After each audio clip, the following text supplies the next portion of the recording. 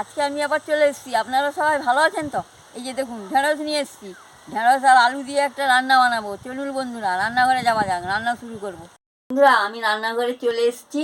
এবার আমি ঢেঁড়সটায় নুন হলুদটা মাখিয়ে নুনটা দিয়ে দিচ্ছি, হলুদের গুঁড়োটা দিয়ে দিচ্ছি, দিয়ে ভালো করে মাখিয়ে নিচ্ছি।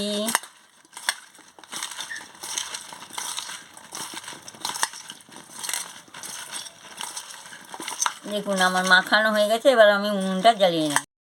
এবার আমার উনুন ধরে গেছে, আমি কড়াটা বসিয়ে দিচ্ছি। সঙ্গে আমি ঢেঁড়সটা মাখিয়ে নিয়েছি, এবারে আমি ভেজে নেব। এবার কড়া গরম হয়ে গেছে, আমি তেলটা দিয়ে দিচ্ছি। এবার তেলটা গরম হয়ে গেছে, আমি ঢেঁড়সগুলো দিয়ে দিচ্ছি। ঢেঁড়সগুলো দিয়েছি, দিয়ে ভালো করে আমি ভেজে নিচ্ছি। দেখতে থাকুন বন্ধুরা।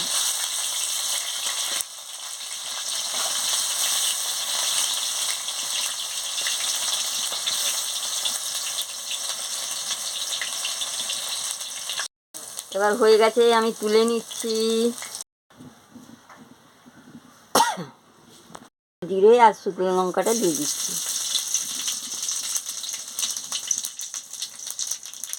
আদা বাটা দিয়ে দিচ্ছি, দিয়ে ভালো করে মশলাটাকে কষিয়ে নিচ্ছি। লঙ্কার গুঁড়ো আর হলুদের গুঁড়ো দিয়ে দিচ্ছি। পোস্ত বাটা, সরষে বাটা দিয়ে দিচ্ছি। ওটাকে ভালো করে কষিয়ে নিচ্ছি।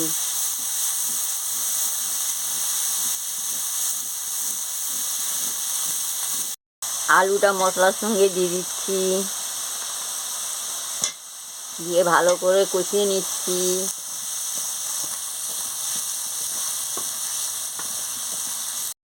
পরিমাণ মতন মিষ্টিটাও দিয়ে দিচ্ছি।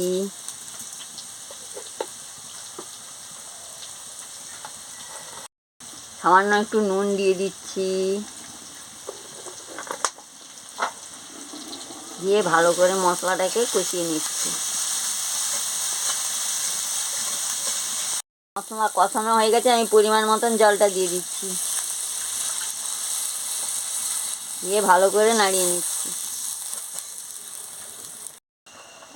এবার আমি ঢেঁড়সটাকে দিয়ে দিচ্ছি, দিয়ে ভালো করে ফুটিয়ে নিচ্ছি।